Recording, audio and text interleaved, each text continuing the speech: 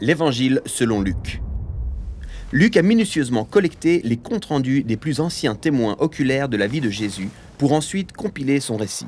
L'histoire débute dans les collines de Jérusalem, là où, selon les anciens prophètes d'Israël, Dieu lui-même viendrait un jour pour établir son royaume sur toute la terre. Dans cette ville se trouve le temple administré par les prêtres.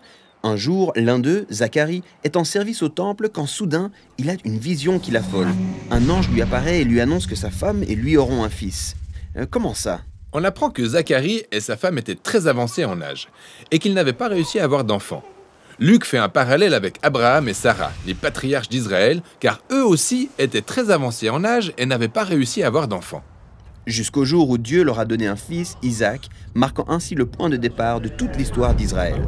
Donc, Luc sous-entend ici que Dieu est à nouveau sur le point de faire quelque chose d'aussi grandiose pour ce peuple. L'ange prescrit à Zacharie d'appeler son fils Jean. Et l'ange de prédire que ce fils accomplira la promesse des anciens prophètes d'Israël, selon laquelle une personne émergera un jour pour préparer Israël à rencontrer son Dieu lorsqu'il viendra régner à Jérusalem. Car pour l'heure, Israël est dirigé par les Romains. Exactement. Plus précisément par Hérode, un roi fantoche à la solde de l'Empire romain. Alors que les Juifs n'avaient pas de vœu plus cher que de retrouver leur liberté et d'être dirigés par un roi bien à eux sur leur propre territoire. Cette nouvelle résonne comme une onde de choc. Tout va être bouleversé car Dieu est en marche. Mais en fait, comment va-t-il arriver ? Eh bien, pour le savoir, Luc nous emmène hors de Jérusalem, puis dans une petite ville située sur les collines d'une région reculée appelée Galilée. Là, on fait la connaissance d'une jeune femme appelée Maria, ou plus communément Marie.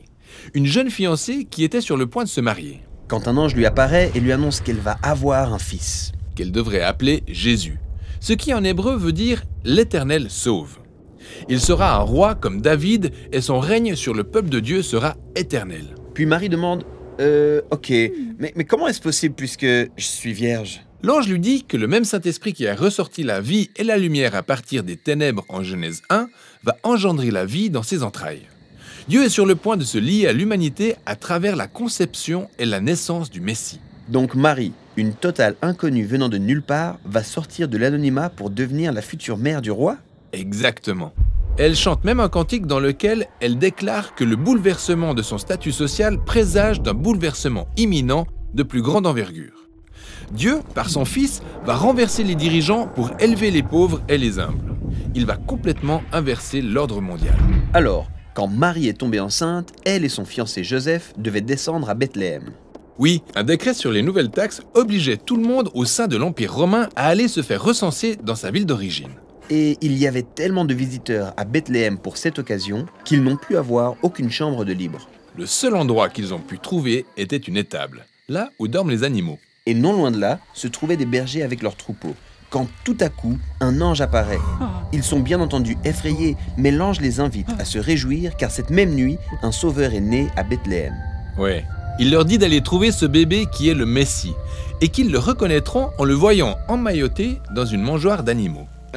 Plutôt crasseux comme cadre. Vraiment. Par la suite, ces bergers, tout aussi malpropres, finissent par trouver le nouveau-né dans le lieu répugnant indiqué. Mais ça ne les empêche pas d'être sidérés par leur expérience.